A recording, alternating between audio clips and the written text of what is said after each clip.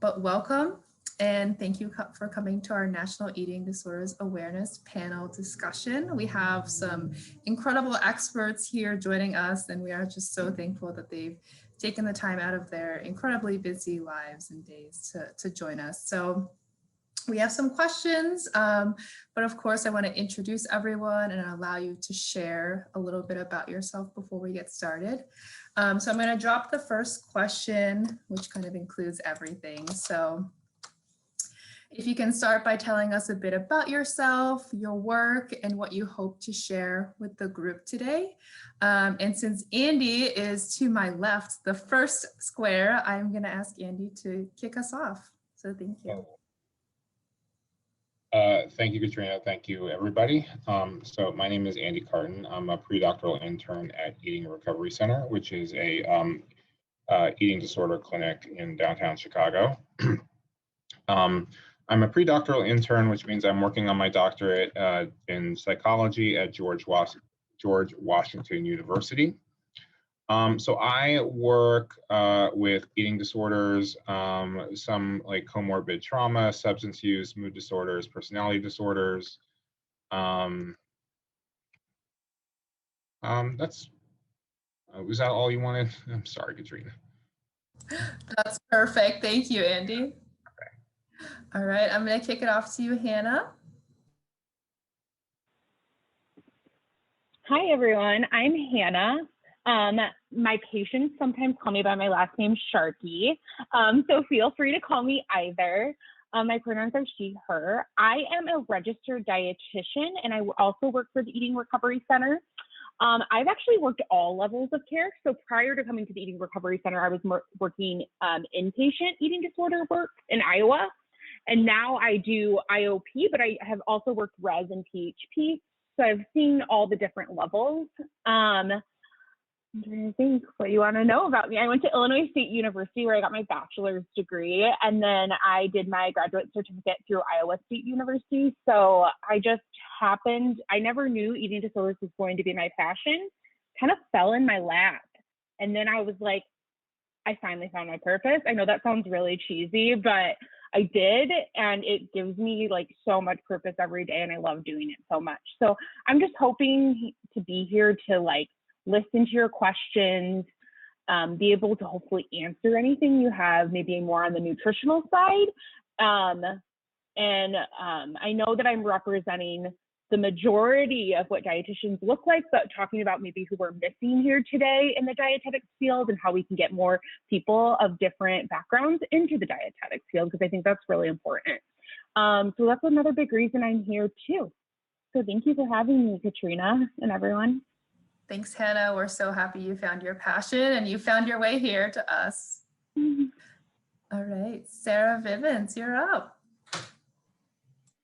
Hi, everyone. Good afternoon. My name is Sarah Vivens, and I am a DePaul alum and a psychotherapist. I specialize in treatment of eating disorders, particularly through the lens of decolonization and dismantling of white supremacy. I actually worked at Eating Recovery Center for a while, and that's kind of how I started to find my specialization. And then in being a person of color and working with communities of color, I really saw that there was a deficit in the ways that eating disorders are talked about and recognized in those communities. And my work has really been about how can we work to like bring these conversations in a way that also feels like culturally like normative and respectful of those spaces as well. So yeah, I'm really excited to like kind of talk about how all of these pieces connect and hear from all of you today. So good to be here. Absolutely. Thank you so much for being here, Sarah.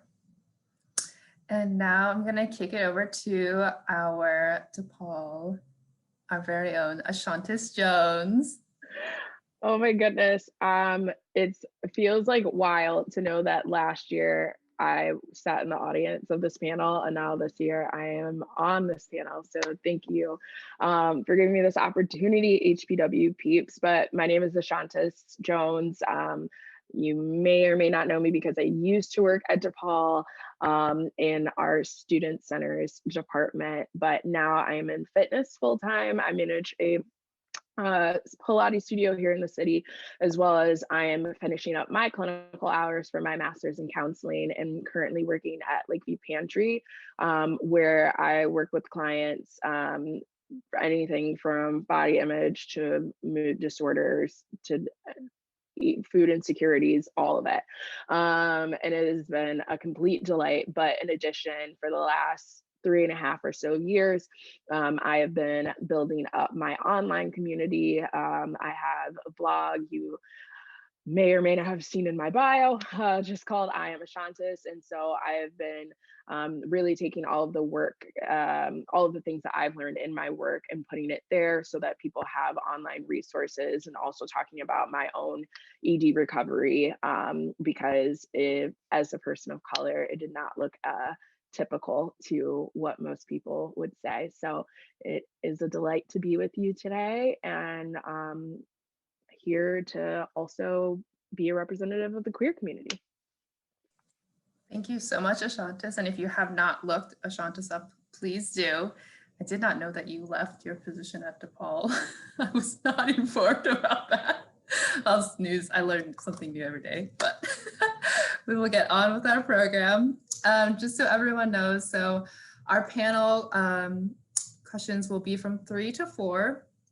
From 4 to 4:30, we'll pocket that as time for everyone to ask questions to our panelists. And then we'll stay on, myself and also Austin from UCS, and I'll allow Austin to also introduce yourself. But we'll stay on from 4:30 to 5 in case you have additional questions or want to be connected to some resources. Yes, hi everyone. So my name is Austin. I am currently one of the staff therapists at UCS. I previously did a year of training at Eating Recovery Center, so it's kind of nice to be back with those peeps. But really today I'm here just as representation for University Counseling Services and to be of any support in terms of connecting with our center. Thanks, Austin. All right, everyone. Well, we will get started, and I'm going to throw our first official question in the chat there so you can follow along. And panelists, feel free to unmute yourself and go in any type of order. But the theme of National Eating Disorder Awareness Week this year is everybody has a seat at the table. With this in mind, who is missing from our table today when you consider the importance of inclusivity in eating disorder detection, treatment, and recovery? What comes to mind? And feel free to take a moment to pause and think, no rush. I already have something. And this is something that came up on NEDA's when they announced all the different panels that they were doing for this week, and that there wasn't any representation from the community of folks that are disabled. I have like a neurological disability, but that's not something that people can see. So I have that privilege of being able to hide it, if you will. Whereas you may have other folks that aren't able to do that. And so where do we look at that intersectionality of folks that have other things that they're maybe working on, whatever that disability may be, in order to be able to have their own autonomy and their health and care, and then eating disorders on top of that, because it's not the typical look of somebody who may have an eating disorder.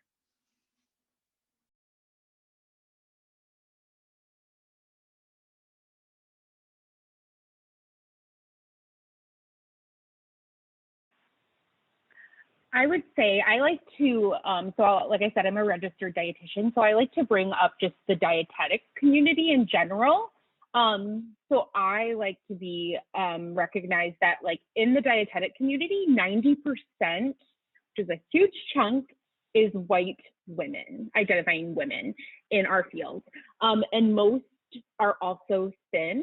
I don't identify my body as that. I identify my body as fat. So it's just, I like to bring that up because that is quite frequently missing from centers and missing from discussions, is seen, and I have a hard time with that.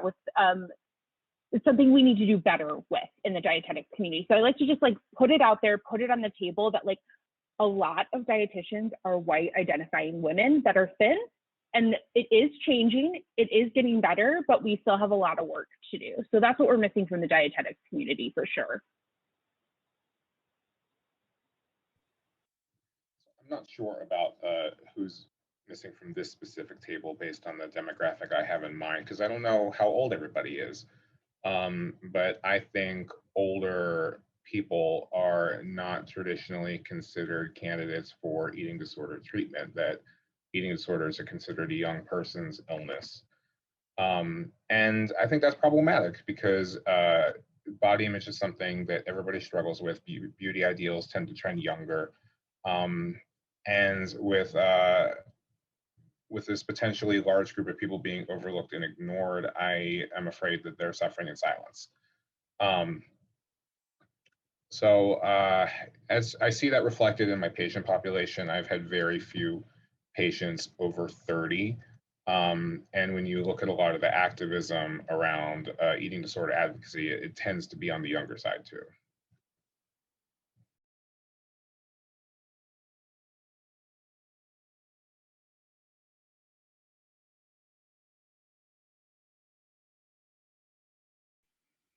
I'm also not sure where everyone falls in terms of like their own identities in terms of gender expression and what that's like. But I think that it's important to recognize that those within the trans community also have these struggles, and also like what treatment within a trans body looks like is going to look a lot different. And so kind of like these considerations as well, like it very much cannot be like cookie cutter, one size fits all, because we all have such different bodies and such different needs and such different histories and experiences, and like culturally foods that feel congruent for us. And all of those pieces need to be considered as we start to explore what does eating disorder treatment look like when it really is attuned to each person and their identity. And then I would say, again, not really sure where everyone kind of falls, but historically, eating disorder treatment has been really hard to access for folks who maybe aren't insured or don't have access to resources. So typically that is another underrepresented population, and we know that eating disorders don't discriminate. So regardless of socioeconomic status, there are people who suffer.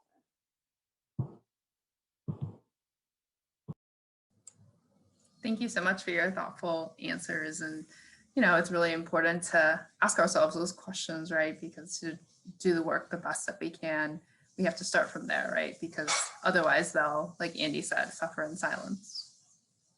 And so this leads me to our next question. So we know that the more that stigma is present, the poorer outcomes will be. What's important to you when it comes to decreasing stigma, and what have you found to be helpful?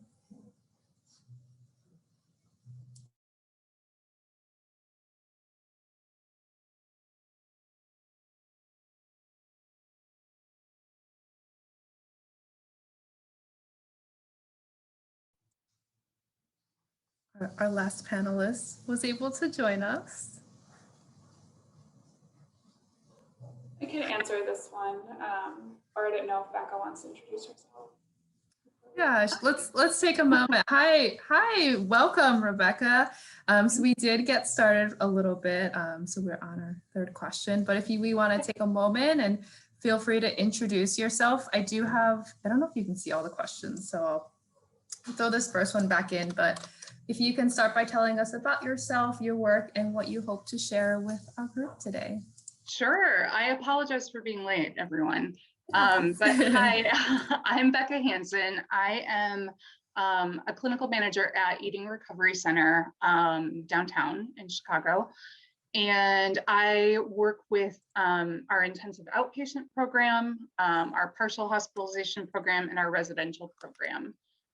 So every level of care that we offer, and focusing on obviously eating disorder work. And I'm hoping to really share a lot of what we're missing in terms of, from my perspective, in terms of treatment in eating disorder work, and some of the ways that I hope that we can kind of bridge work with the outpatient community. That's where I'm coming from. Rebecca, we're so happy you were able to join us, and Thanks for having me. We know life is crazy, so no A little apologize. bit. I'm gonna rethrow our third question that we're on right now in the chat, so you can take a moment to take a breath, and we can let some of the other panelists speak, and then feel free to hop right in. Perfect.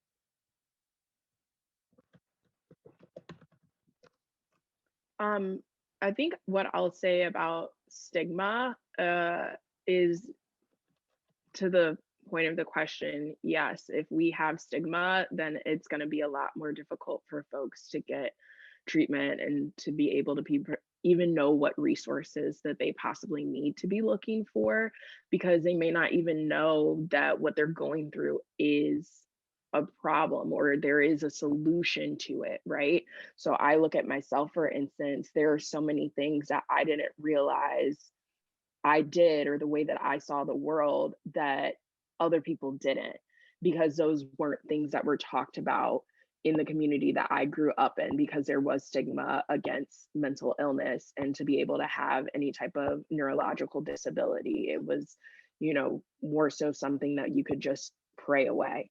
And that's not the case. And so if we're not able to really overcome stigma, then we are never going to be able to actually provide folks with the resources that they need in order to receive whatever assistance it is that they desire.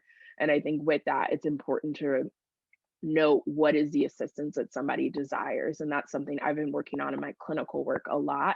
And that there in my own recovery story, I know what I would love to see for all of my clients, right? And the way that I have been able to find so much more peace in my life, but they might not be there yet. So just because I want that for them doesn't mean that that's what they want or need right now. Maybe they'll be there in 20 years, or maybe they'll never be there. It has to be the care that they desire. And so how can we make sure that we're not pressing anything on anyone before they're ready?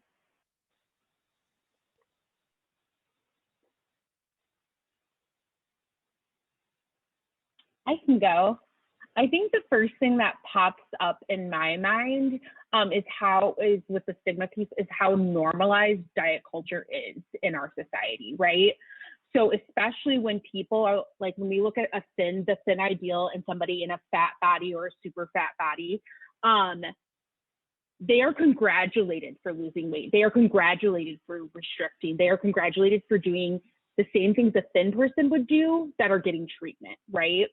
So it's like taking away the stigma of looking at these different body shapes and sizes and realizing that like anyone at any size can have a diagnosis of an eating disorder, or not even a diagnosis, just a disordered eating or poor body image. So I think that's what's really important to keep advocating for, keep educating and planting seeds, whether you are a provider in this care or you are new to this topic. I think you can plant seeds and educate. I think one of the things that that I hope to do through my clinical work is be that advocate, especially in our case at Eating Recovery Center, for insurance companies and for outpatient medical teams.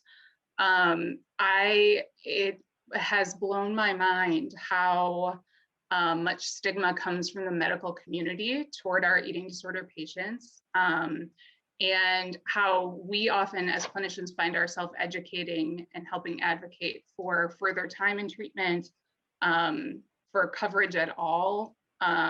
It's such a sad and frustrating process. And they're called doc to docs, or peer reviews with the insurance company to advocate for more time.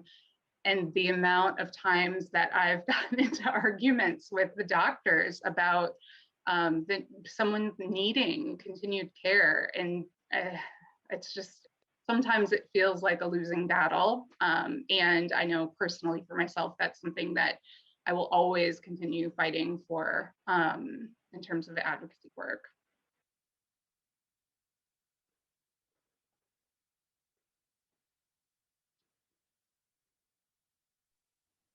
I can go. So fortunately, by the time people show up in my office, they have at least partially overcome some of the stigma of getting treatment, or at least enough that they can recognize the need of treatment and that they can take that step. Where a lot of it shows up now is, well, how do I talk to my boss about this? Especially if they're in the residential level of care and they need to be away from work for a while. How do I talk to my friends about this? How do I talk to my family about this? And I think I was talking to Katrina about this earlier. Like, I feel like most of what I do on a day-to-day basis is to try to empower people to make their own choices, to own their own values, to own their stories and narratives. So to help them articulate that, how to communicate that to whoever it is in their life, how to set boundaries around that is really helpful. I also think what's helpful is that there are not a lot of cisgender men doing this work. So I think by bringing my identity into the room and helping them process that, what is it like to talk to someone like me about this? I think that just adds a good dimension to it that's been really helpful.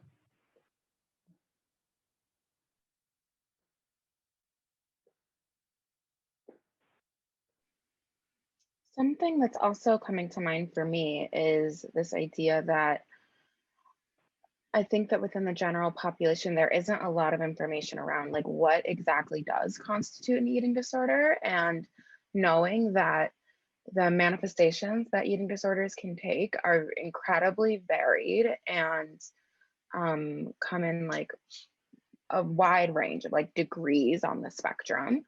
And so I think that like without the knowledge of like what that severity looks like is going to be different for each person, I think that can really get in the way of seeking treatment, because what we know about eating disorders is that a lot of it functions within like secrecy and shame. And so then it feels really difficult to figure out like what of this is normal eating, what of this is disordered eating, at what point do I seek help, and like figuring out what that threshold is can feel so overwhelming for people. And I very much associate that with part of the stigma of eating disorders in general. Thank you all for sharing so much, and very much to your point, Sarah, at what point do we know how to feel empowered to get help, right? And so kind of along the same lines of similar of what we're talking about around stigma, I want to kind of pivot the conversation a little bit towards myth. So our next question is, so there are often a lot of myths surrounding eating disorders. So can you speak to some of these myths? And, if there was one myth you could permanently dispel or tossing it out, what would that be and why? I can hardly contain myself. So mine would be that people in larger bodies can't have eating disorders. We're getting there. We're trying to dispel that myth, but that's the first one that pops in my head.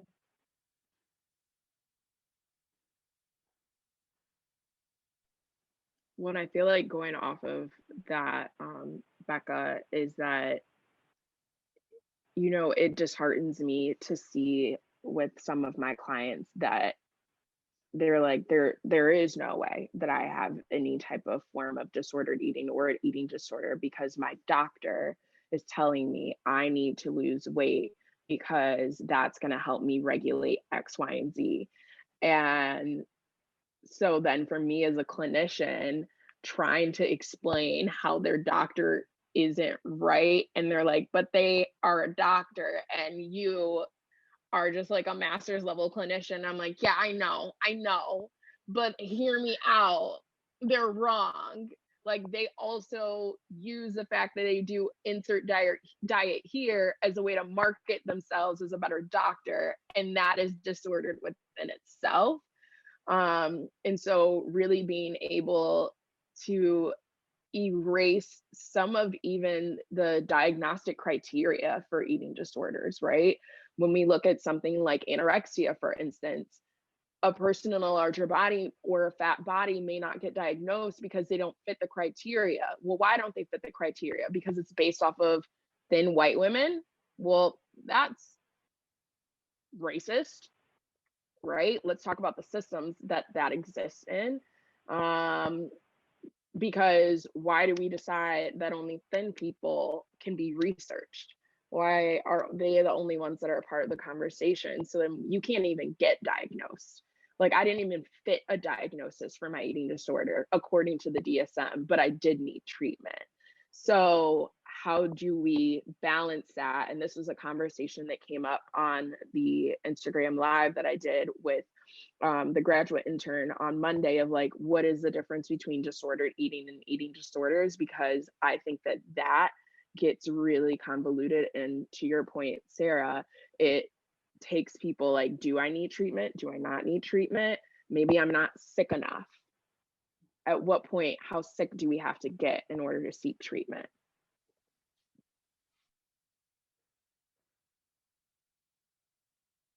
This goes right off what Ashantis and Becca just said, but the first thing I wrote out was that the idea that anorexia specifically nervosa is thin white young women, just the dispelling that in general, and kind of what Ashantis is going off of, like, you don't need a eating disorder diagnosis to get treatment for an disordered eating or an eating disorder. And I feel like that's why some people suffer for so many years, right? It has to, like, because they feel like they have to fit this quote unquote box of the DSM-5, or it's not, I'm not sick enough, or I'm not bad enough. I think that it's never too early. And honestly, we know that research shows the sooner we intervene, the long-term success of finding long-term recovery is better.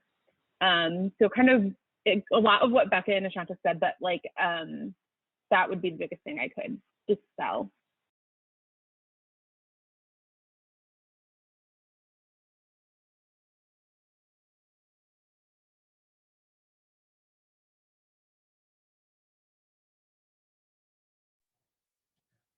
For me, I have been thinking a lot about how we talk about genetics and the heritability of mental illness and eating disorders, because we kind of think of genetics as this biological imperative. And a lot of the way the research has been done on this is they look at this mother who has an eating disorder and this daughter who has an eating disorder, and I am choosing those genders intentionally because that's how a lot of the research is done, and this mother who doesn't, and this daughter who doesn't, and therefore we've established a genetic consequence to that. And what that does is it distracts from talking about the environment and the culture that we're raised in. Eating disorders are so interesting because it's one of the few disorders where it is clinically recommended that you discuss the larger culture. And I think that's a good thing. And I think we should be doing that across so many more different kinds of mental illnesses. So I think we really need to talk more about the environment and less about the biological genetic piece.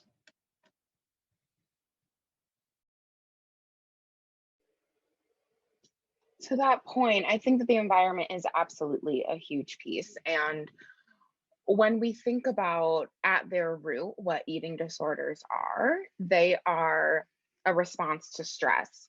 And when we think about communities which are under the most stress, that's not the same community that has the same label of having eating disorders and often getting those diagnoses. When we think about Black and Brown communities, when we think about trans communities, when we think about these people who are constantly being told that their bodies are wrong, those aren't the same people who we see as the people who are diagnosed and then, of course, treated for eating disorders. And that is something that I think doesn't get enough airtime, because when we want to, like, we can't bring the eating disorder out of the context for the person. And so often we want to just treat the eating disorder within the person without talking about all of the factors which are like contributing and complicating to how this can present and be exacerbated within that person.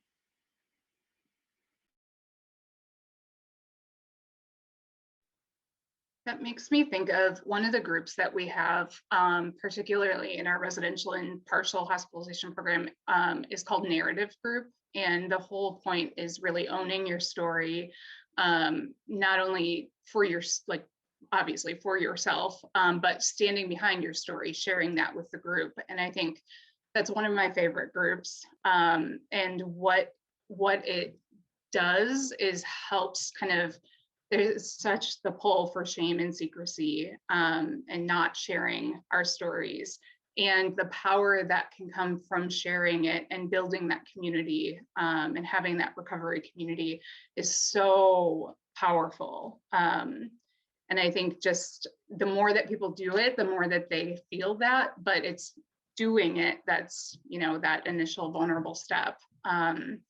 And I think if I could have everyone do that story, their story and their narrative, and share it with the group, I would, and I often do. But I think that there's so much power behind owning your story and sharing it.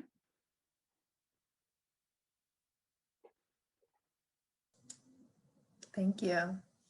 I'm just like continually nodding my head, and I'm just so much goodness is being said right now. So thank you. So, you know, thinking about your story, this next question. So what's something that you wish you would have known?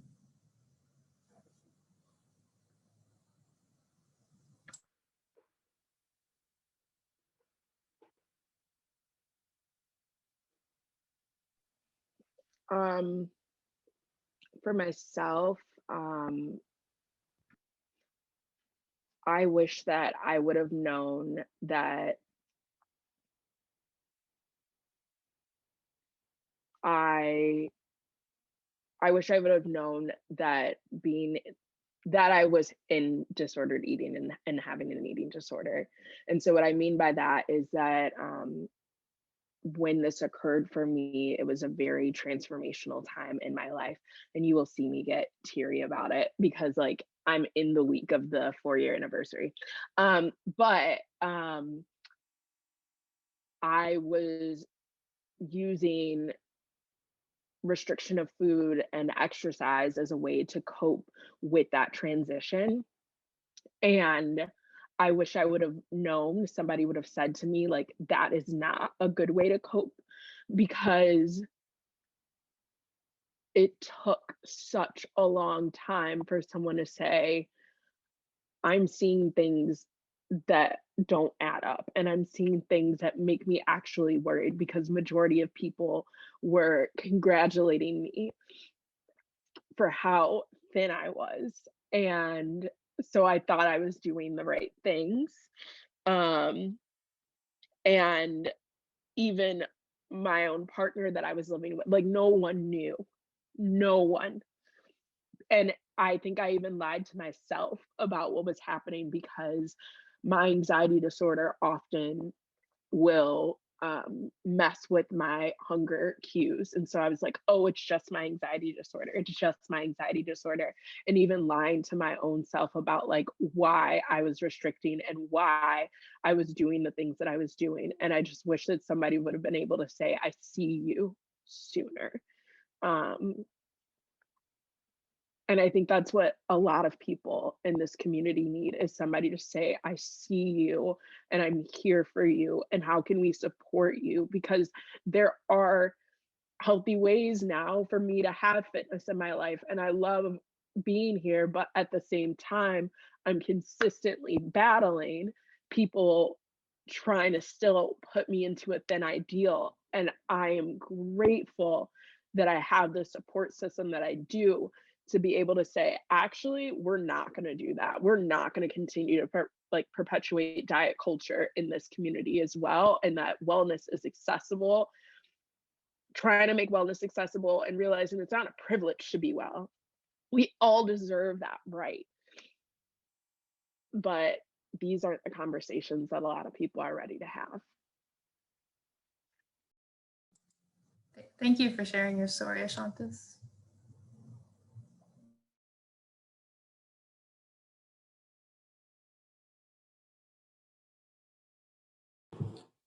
I can say something along the lines of that recovery takes time. So oftentimes we sort of hear students coming in and they're saying, but weight stabilized or I'm not engaging in behaviors. So people have this expectation that I must be fine. When we really know that it isn't about weight, it's not about the body, it's not about food, that's just sort of the symptom in which it presents. And oftentimes if we don't get to the root of really what's driving the behaviors, recovery is harder to either maintain or even obtain. So I think one thing that I really always want to kind of drive home is that you don't have to look a certain way, you don't have to be engaging in certain behaviors to still be deserving of support and continued treatment. And just the reminder that it takes time.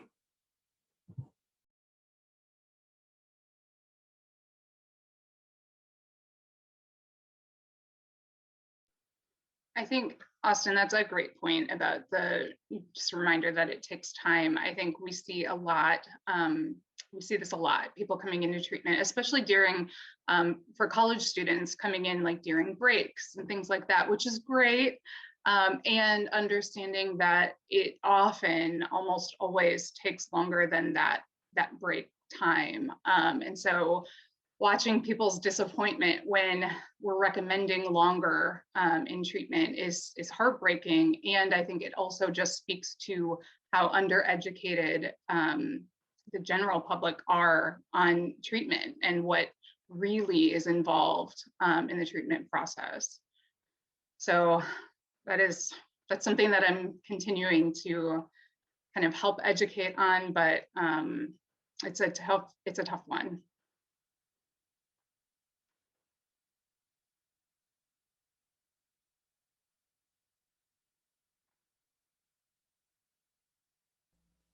Can I jump in and say something? One thing I just wanted to say, and it may not pertain to everybody here, but I did not know how hard it would be to parent around food. And so it's just really for lots of the things that you all have been talking about.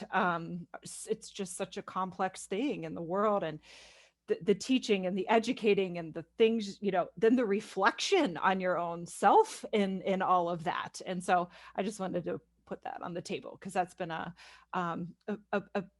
big challenge. Lots and lots of things about parenting have been a challenge, but that one pertains to this conversation. I'm so glad you said that. I think that is, there's so many pieces that are overlooked, and the family piece is something that I love doing. Family therapy. I love it. It's one of my passions. And I cannot tell you the number of times that I've been sitting with a family and the guilt that the family is experiencing and wanting to know exactly where this started and what they did wrong as parents that led to this, and trying to help them understand that that's not how it works. It's like people can understand that on a logical level, but when it's you and your child, all of that is out the window. So yeah, I'm really glad that you spoke about the family piece.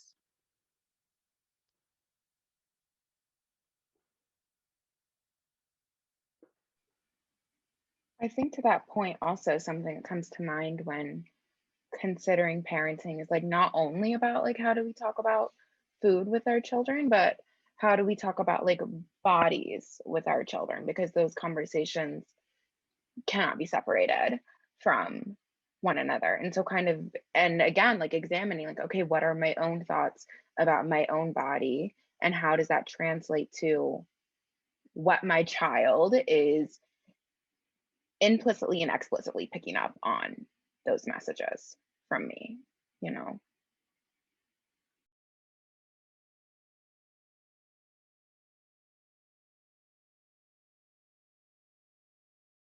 I feel like this entire time I've been keep reflecting back to my undergrad. I didn't learn anything about eating disorders, and I am a dietitian. nothing. That's what it, so like, I don't understand how dietitians are not being educated thoroughly on this. So like, I wish I would have just known how to detect it better. I'm getting better, but I think it was Sarah, you were seeing how it presents in so many different ways. And earlier today when we were talking, so I just think that the lack of education is what's been most disheartening for me, and that I've had to do a lot of it on my own, and realizing that food is a social justice issue. It's not just accessible to everyone. Like, there's so many layers, and I almost want to start crying thinking about it. I go like, there's just so many layers that we don't learn in our traditional like framework as a dietitian. It's more of like, if you want to better yourself, we really have to kind of reach for it ourselves. So that was something that I wish I would have learned more and been better at, because I think when I first started my dietetic career, I was actually doing some harmful things and recommending harmful things. And I thought I was helping somebody, like truthfully helping somebody. And I think that's what happens with providers like doctors and dietitians. They're taught that small is better, and truthfully like that, but that's not equivalent. So I could go on and on about it, but that's like what keeps coming up to me, is just like my basic education of getting me to where I am today missed all of this.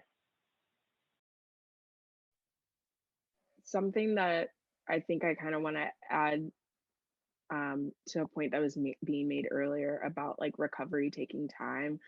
I use this phrase often with my clients of, when you live in a world that essentially congratulates majority of people for taking part in behaviors that are disordered and harmful, you to some degree have to like rewire your brain. And that was really important in my own recovery, is like, every time I think I would go somewhere, I would get paused because my brain would be like, but this thing. And then it was like, nope, rewire there, rewire here, rewire there. And so when you really think about the development, and to your point, Sarah, of how people implicitly and explicitly learn things, you are completely changing the way in which you think. And that takes time. It cannot be an overnight, okay, well, now I understand fat phobia. Okay, now I understand this, this, and that. Like, no, that takes a lot of time. And most people hold a lot more bias than they think they do. Or they think they hold bias, but they didn't know it was like as severe. That's one of the things one of my clients said to me yesterday. And I was like, let's talk about that. How are you possibly harming the people in your life because you don't realize how much bias you hold in whatever those different areas are? And this is a very intersectional, I mean, all things are intersectional, but this one in particular, I feel like for the way in which we treat has to be done in a very intersectional manner.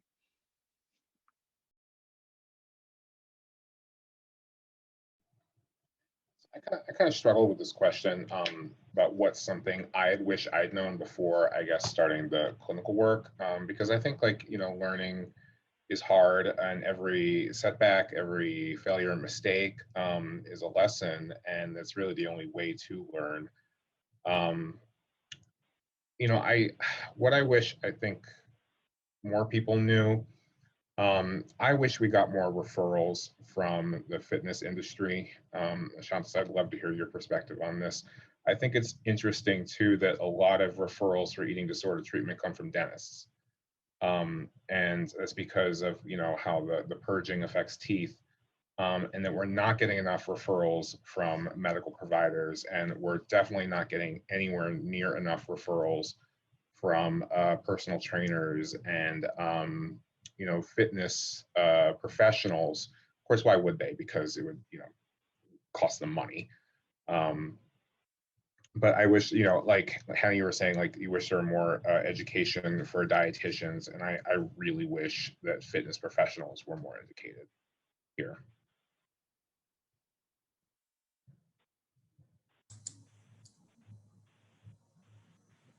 I just wanted to add too, after like thinking a little bit more too, that knowing that this work is continuous.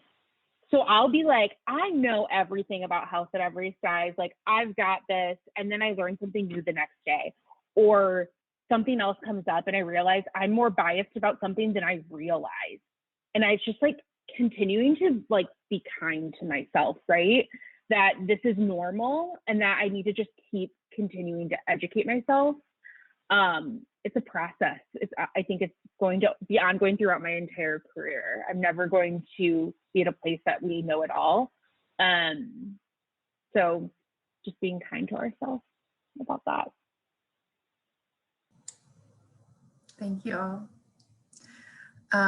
And so I know Austin brought this up, but we're going to pivot to talk a little bit about recovery, because recovery is a really important part of this conversation. And so recovery is not a one-size-fits-all endeavor. So can you share some of the ways people may enter and define recovery for themselves?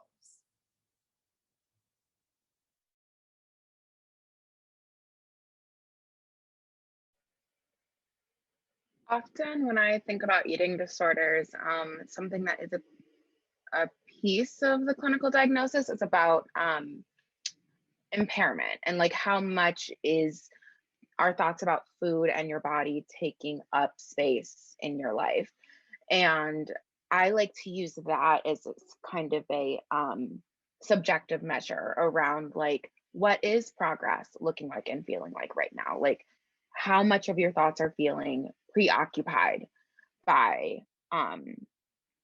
this aspect of your life, and using that to kind of measure like, nope, this feels aligned for me right now, or ooh, it's feeling like a bit more than I would want.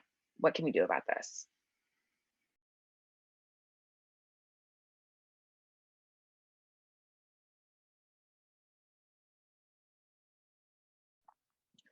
I think one of the other things to keep in mind with that is that people, like other addictions, can relapse, if you will. So this idea that Hannah brought up of, you know, this work being continuous, recovery is also continuous, because you will have folks that, you know, did inpatient treatment, maybe went through really aggressive treatment, and they're like, all right, I'm recovered, done.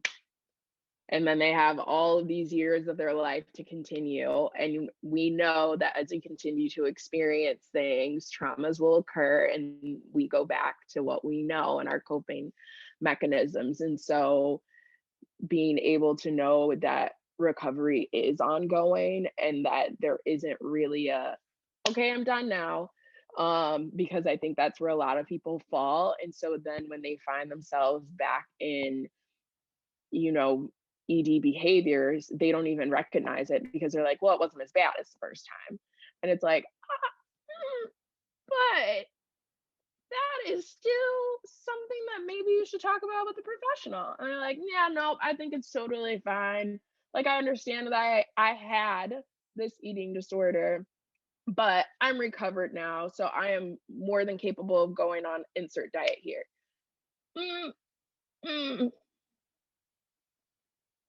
And that's where I'll leave that.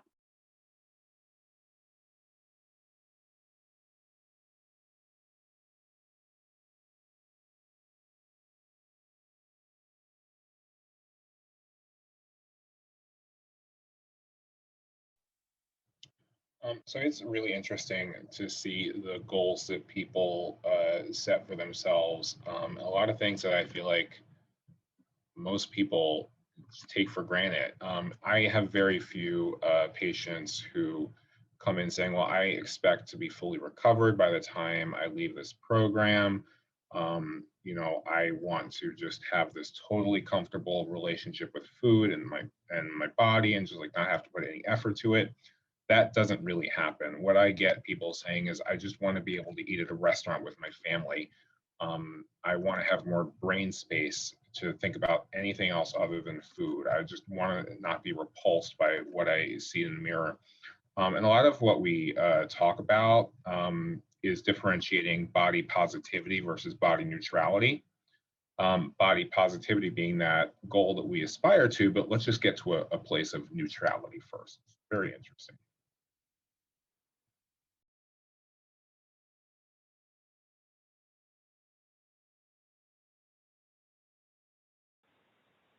I think one thing I've definitely learned, probably at ERC, probably from Becca too, because I am such a compassionate person, and that everybody's in a different place when they come to our door, right? Everybody, some people are 100% in, where I have patients, I could say even right now, they're like, I'm here because my coach told me I had to be. And I'm like, all right, external motivation. And that used to be really hard for me, because I'm like, I want you to like have the most like fulfilling life. And I think it's important to know that even if you don't feel 100% in, or even 50% in, or even 25%, doesn't mean you still can't show up and meet small goals to still improve where you're at. So I feel like ERC has really, and Becca has really taught me that, like, even if it doesn't look like this perfect picture of recovery, it doesn't mean they aren't making progress, and maybe they'll come back, and maybe they have a little bit more education to come back the next time a little bit stronger. So knowing that, like, even if you don't feel like you're 100% in or ready to give up some of these behaviors, that you still can show up and we can still support you. It's that 1 degree of change, right? Understanding that that changes truly, it sounds so cheesy, but it changes their whole course. And it's so true. And I think that has been something for myself. I've been at ERC about 7 years, and that's been something that I've continually learned, is the just kind of readjusting what our expectations are for progress and for recovery, and knowing that that little change that feels little can be life-changing, truly. And meeting people where they are is the first step to that.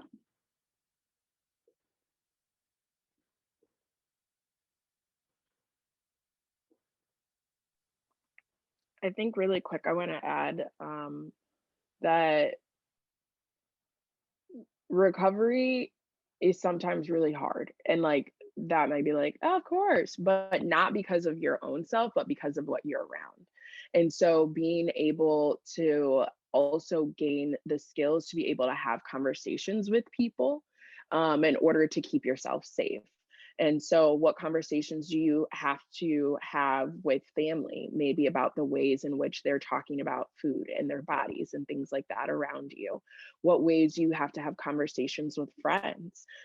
Because I think it's just so normalized in our culture to say, I feel this way or that way about my body. And not realize the impact that that can have on the people around you. And so being able to really say, like, this is your toolbox, and sometimes you might have to swap it out for other things. But in some ways, that's another reason of why your recovery is ongoing, is because you never know what's going to pop out of somebody's mouth when they're next to you. And how are you going to react and experience that moment? And what can we do to further educate the public so that when you do have folks that are going through recovery, they don't feel triggered by everything? One of the things that I feel like I remember from group was somebody saying they hated going out to eat because people put calories on everything now. And so they're like, it's so difficult because I want to ignore that, but it's right there next to the price. So my ED brain is like, this plus this plus this plus that. And I can't get away with it because we've normalized caring about it.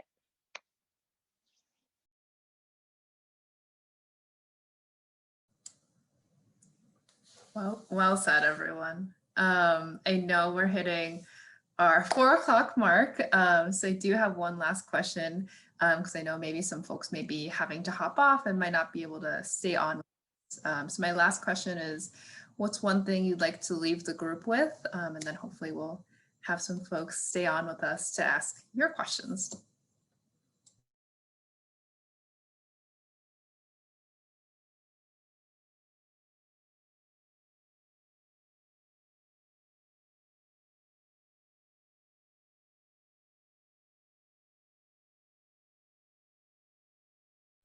Can I be cheesy for a second? This is totally my thing. Okay, so I don't know if you guys know who Christy Harrison is. She wrote Anti-Diet. So, spoiler alert, I'm going to read something from the end of her book that she recently released. She's an awesome dietitian in the eating disorder world. But I love this just like little section, and I want to like leave you guys with this. So, you don't have to spend all your time and energy worrying about food and your body. You can have more mental space to do your work, take care of yourself, spend time with your loved ones, and answer your calling to, change the world. People are capable of doing incredible things with the time and energy they reclaim when they stop dieting. I won't read the rest, but just like a reminder that like, if you're here because you're questioning your relationship with your body and food, like, and it's taking up a lot of your headspace and your time, like you do deserve like the treatment to like, and deserve to have all those things in your life to take care of yourself. I'm cheesy, I know, but you should read that book if you haven't. It's a great one.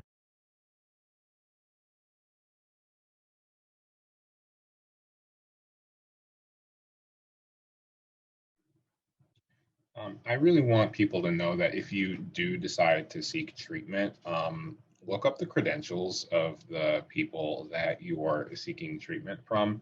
I saw this really interesting study last month, and I say study, but it was really more of a prank, but it was published in a journal, so we can call it a study, where the writers like went to a conference and someone was advertising this certification to become a certified clinical trauma professional, which this organization was promoting. And they took the test materials and they gave it to an 8th grader who had never taken a psychology class in their life.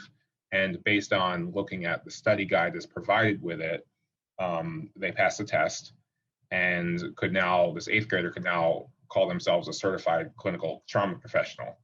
And I don't know why this is seems more true with eating disorders than in other fields. But the people advertise specialties in having eating disorders when maybe they just have had a few classes on it.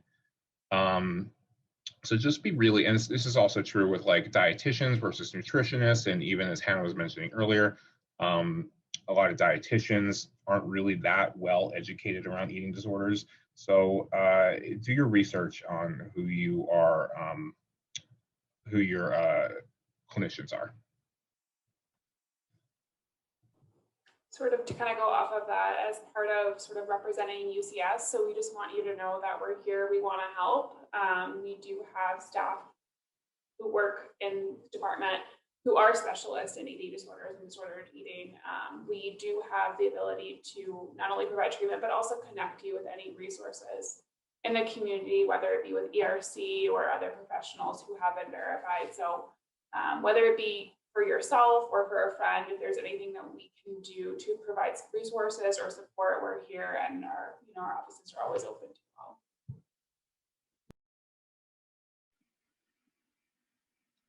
To that point, I want to leave with this idea that like, if you're at a point where you're questioning if I should get help, you should get help.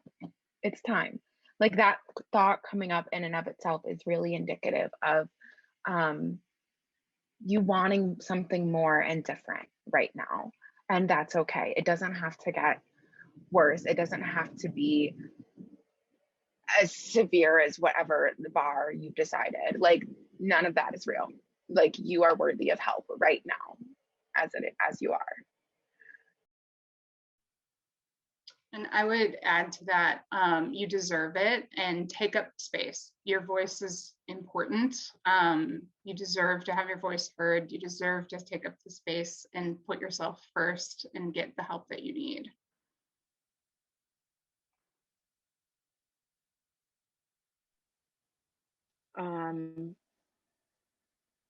I think I just have to say ditto to everybody that went, because they did a really great job of wrapping it up.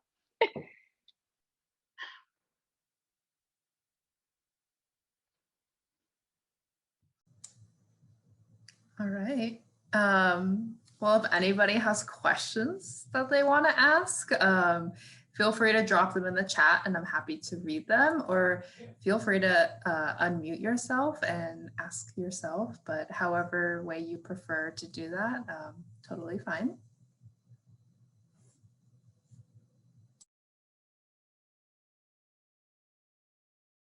I have a question actually. So I know that a few of them, like a few of you guys talked about diet culture, and oh sorry, should I have introduced myself? I'm a psychology student. I'm a sophomore at DePaul, and I want to specialize in eating disorders after I graduate. So that's why I'm interested in this panel today.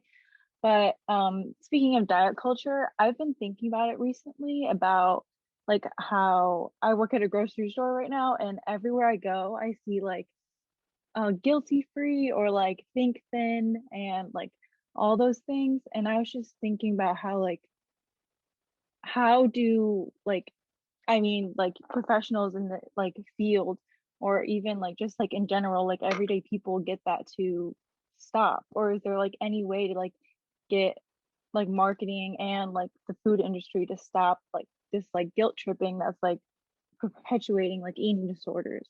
So yeah, I don't know. Just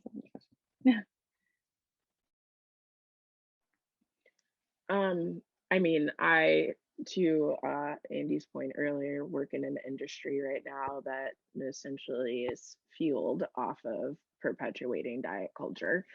And what I have personally found from being in this industry, and I think it goes similarly for food and bev folks, is that you have to have people on the inside when these conversations are taking place. So for instance, if you don't have people on the marketing team who have the cultural competency to know that they should not be naming something guilt-free, then that thing is going to be named guilt-free, right? And I think the same goes for, you know, many other many other industries, is if you don't have people in the room saying, actually, that's maybe not a good idea, then we're going to have these issues. And so with that in mind, that's why education to the general public is really important, because the general public works in all of those different industries, right? We can't have necessarily clinicians, whether they be RDs or folks more from a counseling, you know, psychotherapy background, working at Smart Pop all of the time. Like, we can't be there to be like, hey, actually, this might mean this, and that. We have to have everyday people whose jobs are actually in food and bev to say, maybe we should name this something else. Maybe we shouldn't call it guilt-free this at Trader Joe's. Like, why you got to do that? Why you got to do that? As a dietitian, I just have like so many strong feelings about this because it's so frustrating. And what I've learned is, I mean, we just have to keep like Ashantis was saying, like educating, but also just educating our patients. Like, we can't like wrap them in bubble wrap and like push them out. It's more of like, these things are out there, and how can we teach you and educate you to know the difference, as well as teach you to tolerate it, right? There's, I mean, so much work to do, but it's more of what I've learned is like preparing our people for that and our clients and patients for that, because unfortunately calories are everywhere. Guilt-free things like that are listed everywhere, and I don't foresee that, because I mean, the diet culture, diet industry, and fitness industry is like a $60+ billion business. How do they stay in business, right? By preying on people. So I guess that doesn't answer like how do we get rid of it, but like at least making our clients and patients feeling empowered enough to know the difference and to tolerate it. I'm also thinking about like what it would be like to like build more cultural awareness around the pervasiveness of diet culture. Like, when we think about like, diet culture is incredibly skilled at taking disordered eating patterns and making them like super trendy and fun. So like like you call it intermittent fasting, I call it morning anorexia. We're talking about the same thing, you know? And so like when we really like work to explore what is this clinically, what is happening, how is it working to restrict and limit and say that you're too much and say you need to be doing less, and like using that lens to access rage around it, basically.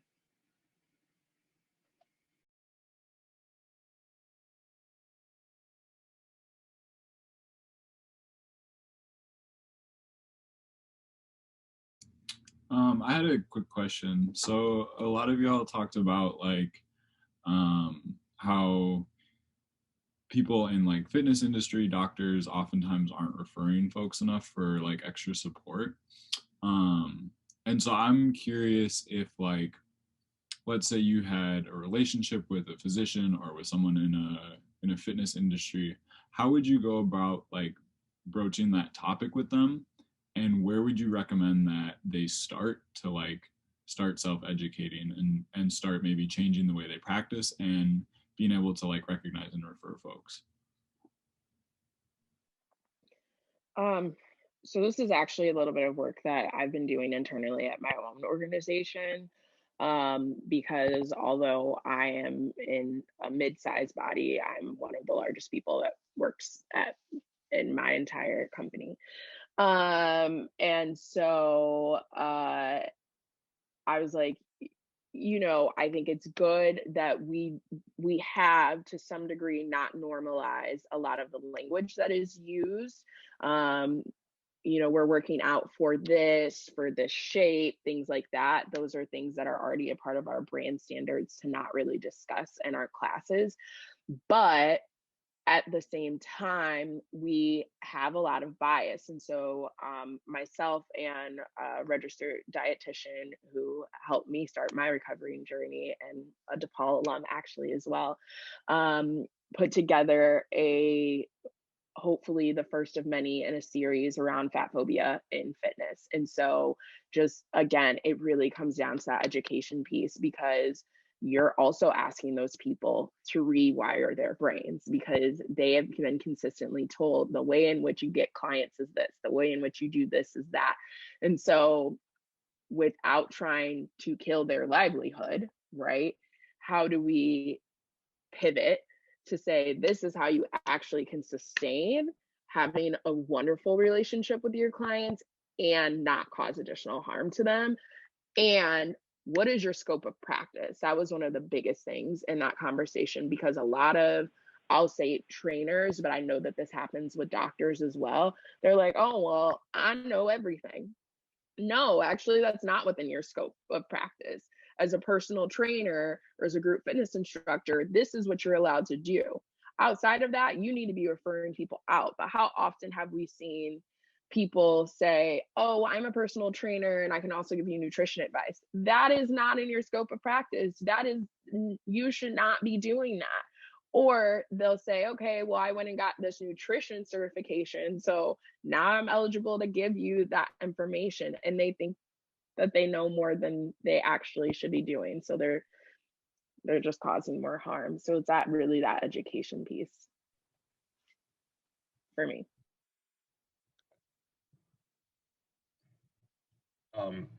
I think the word liability can be very motivating with people practicing outside their scope. I actually worked at a gym for a couple years through grad school. And fortunately, I had a supportive enough environment there where if I did notice some red flags, I could say, you're not allowed to come to class today.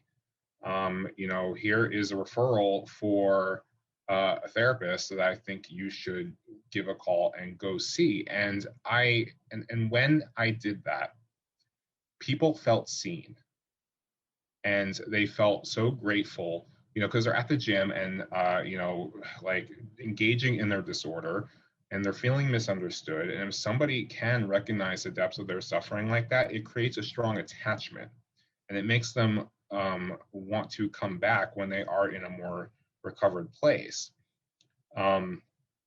So showing that that can happen, you know, certainly when people need higher levels of care, they need to be restricted from a lot of exercise. But at more at the outpatient level, when you can notice that and set them up with help, they just feel so seen, and that creates such a strong attachment, and that really supports the relationships and makes them continue to come back. I like to use networking opportunities and then just quietly infiltrate and then make my opinion known. So we have a partnership with Northwestern, and we can attend their grand rounds, which I have found to be a great place to express my opinion about eating disorder work. And we have so many referring relationships with doctors at Northwestern, and you would think that that would equal positive referral experiences, and it doesn't always. So I think really taking that, do what you can where you are with what you have right now, I take that very literally, and kind of just make myself known.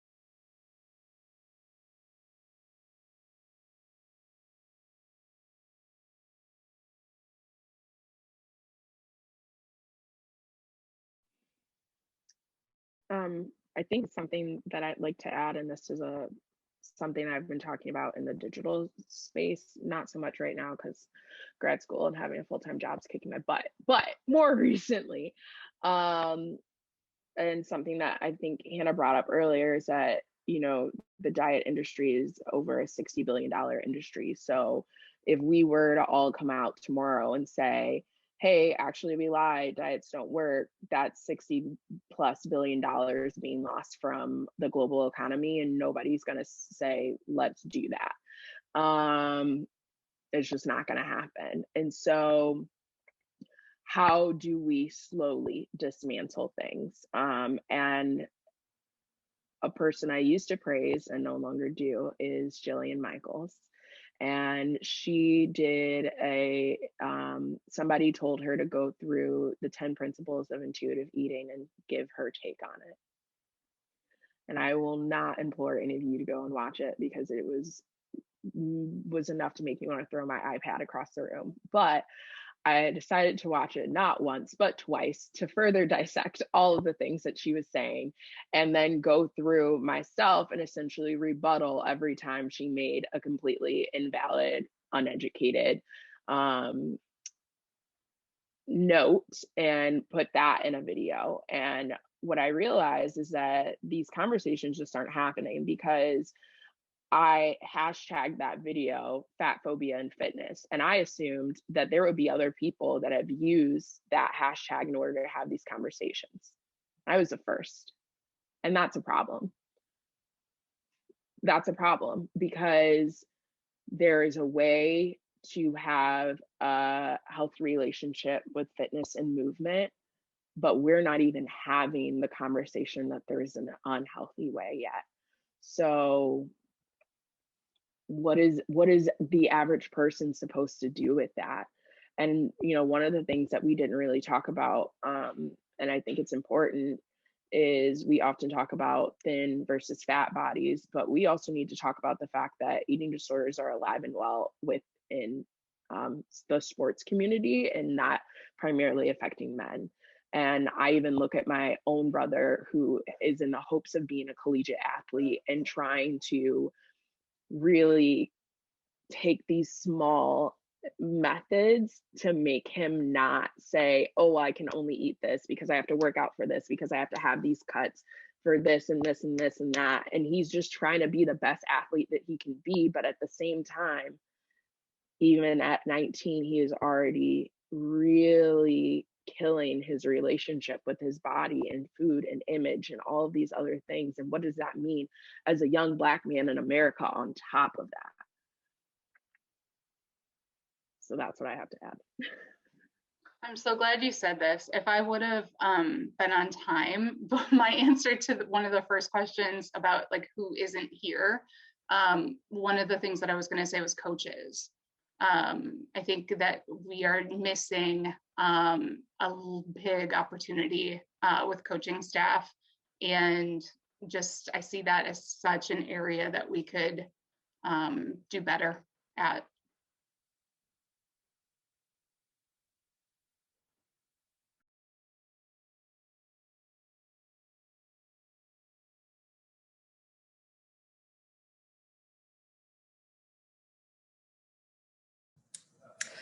I have a question. And Ashantis, you kind of answered it inadvertently, but I'm going to ask it anyway.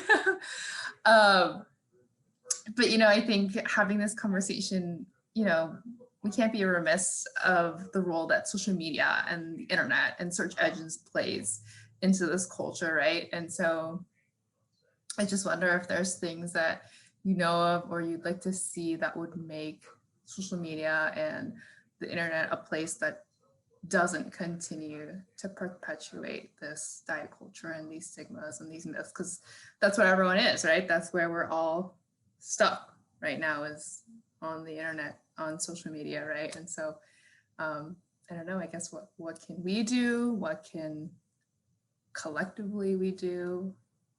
Mm-hmm. I don't remember who said it, but call it out. I think when we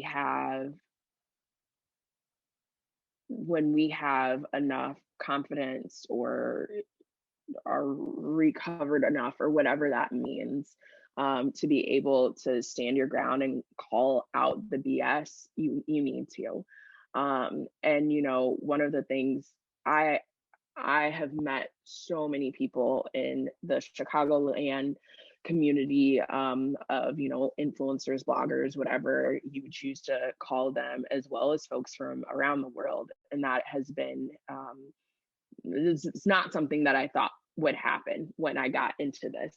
And it's been very, very rewarding. But at the same time, calling people out when they are perpetuating this culture and saying like, you're a fashion lifestyle blogger, why are you talking about your keto diet on your social? So now you're encouraging other people to do keto because you're seeing results that you want for yourself.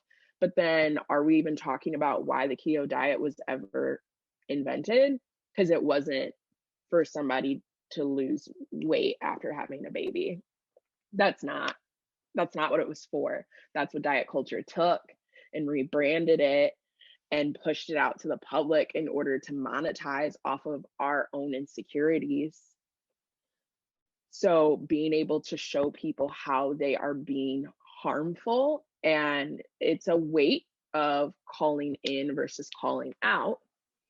But the same way that we have conversations about, oh, that was a microaggression that you occurred, right? We're having these conversations now, finally, about the ways in which people are actively and inactively being racist.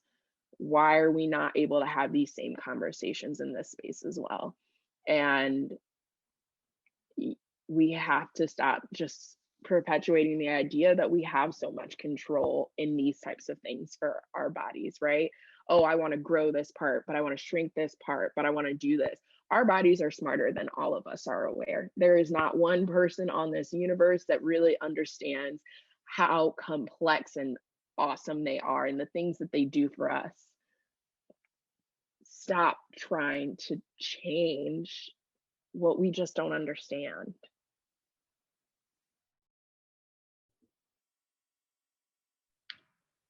I would say be willing to do the, I'm sorry, Hannah. No, go ahead. Okay, I would say be willing to do the work yourself.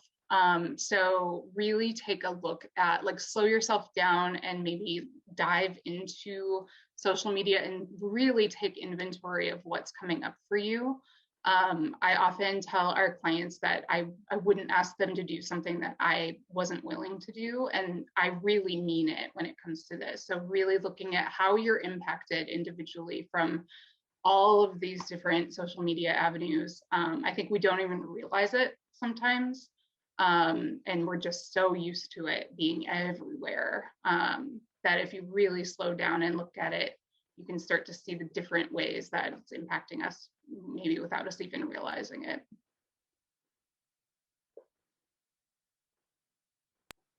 That's kind of what I was going to say, Becca. Actually, like, first starting with yourself individually, right? Really, like, clean out your social media. We know that social media can be a really positive, amazing experience, and it can be the exact opposite. So if something makes you feel like crud about yourself for any reason, delete, unfollow, get out of that space. And I would say another good thing to look for is like, find more people that like look like you and have the same passions as you, and like people that can, you know, represent who you are in your community, right? I think that's really, really important. So it's kind of just going off what Becca said, like really just starting with yourself and do it frequently and often. The amount of things that will come up for me that are like diety ads, I report all of them, but maybe it's because I'm a dietitian that works in eating disorders. And I think too, I forget who was saying, like, speak up and say something. If you're confident enough and you really believe in yourself and that it's something that's, you're seeing something and it's harmful, like speak up or educate. Even if it feels like you're not getting through to somebody, you're planting a seed. Or we hope. There's some people that we're just not going to get through to, but yeah, just really starting with yourself and cleaning out your social media is such a good thing to start with, because it can become toxic really fast and can be really awesome really fast too. I hope it alleviates some anxiety about speaking up, to know that, you know, I think a lot of people want to be liberated from diet culture. I think when you tell someone that there's very little scientific basis for a 1,200 calorie diet, they're relieved by that because they know this. They've tried it. It hasn't worked. It's made them feel awful. And so when you give them that information, there's a sense of relief. Like, there's also maybe some tension and some conflict. But I think there's such an eagerness to find a different way of being, to not feel like you have to get up in the morning and run 5 miles because you had pizza last night. That people want to be liberated from this. And by speaking about this, you're actually giving them a gift.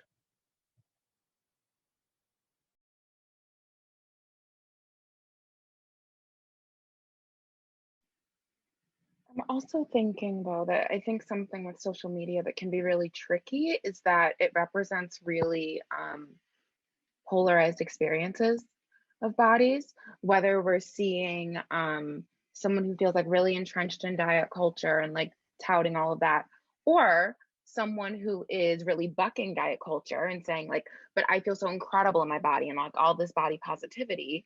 And for those in recovery, both of those can feel triggering in some ways. And so kind of like recognizing that like again, like the importance of representation and like seeing people who look like you and people who are like sharing things that are similar to how you're feeling, and that communicating like, okay, it's okay for me to feel this way.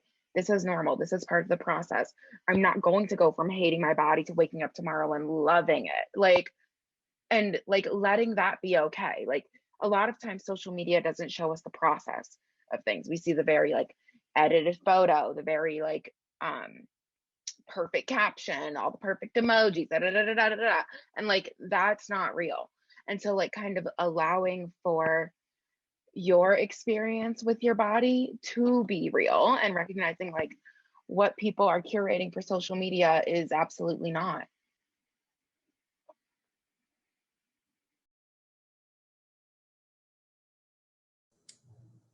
Thank you.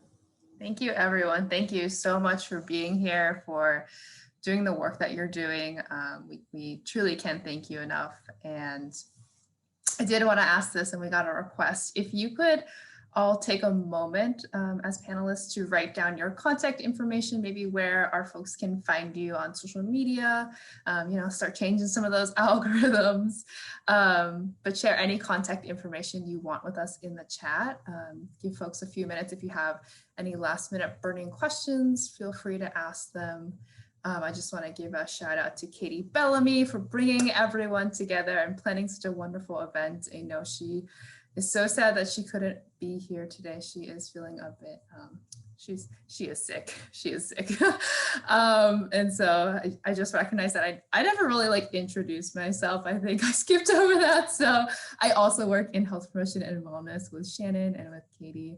And so I'll drop our website and our information below too, but feel free to reach out to us as well. But just thank you so much for everyone for being here and for showing up and for pushing this hard work forward. So just thank you. Thank you, Katrina. Thank you, everybody. Thank you. Thank you, everyone. Thanks, everyone. Thank you. Bye. It was great to meet you all.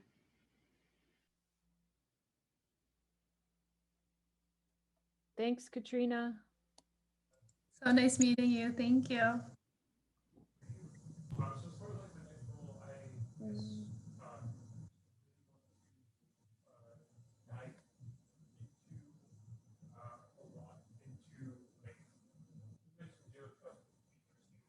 Bye, DePaul friends. Hi. So great seeing you.